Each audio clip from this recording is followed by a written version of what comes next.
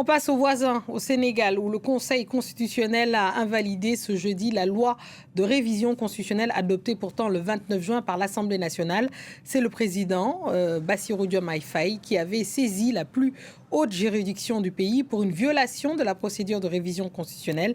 Une nouvelle étape dans le conflit ouvert depuis plusieurs semaines entre l'exécutif et l'Assemblée nationale. La correspondance à Dakar d'Elimandao. Dans son argumentaire, le Conseil constitutionnel évoque plusieurs violations de la Constitution sénégalaise pour justifier cette censure de cette révision constitutionnelle adoptée par l'Assemblée nationale le 29 juin.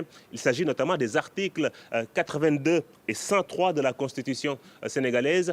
Les 7 sages du Conseil constitutionnel pointent également le refus du président de l'Assemblée nationale d'accorder un vote bloqué au président de la République. Le vote bloqué est une disposition qui permet d'adopter une proposition de loi sans amendement. Cette révision constitutionnelle avait pour objectif de rééquilibrer les pouvoirs, de renforcer ceux de l'Assemblée nationale tout en diminuant certains pouvoirs attribués au président de la République. Mais selon les spécialistes de la vie politique sénégalaise, en l'état actuel de la Constitution sénégalaise, il serait difficile d'entrevoir une révision constitutionnelle sans l'accord du président de la République. Je ne crois pas que nous avons une démocratie suffisamment avancée pour qu'un pouvoir en place accepte en un moment de se départir de ses pouvoirs. Une réforme sérieuse d'équilibre des pouvoirs, peut-être malheureusement, ne peut être faite que par un gouvernement de transition.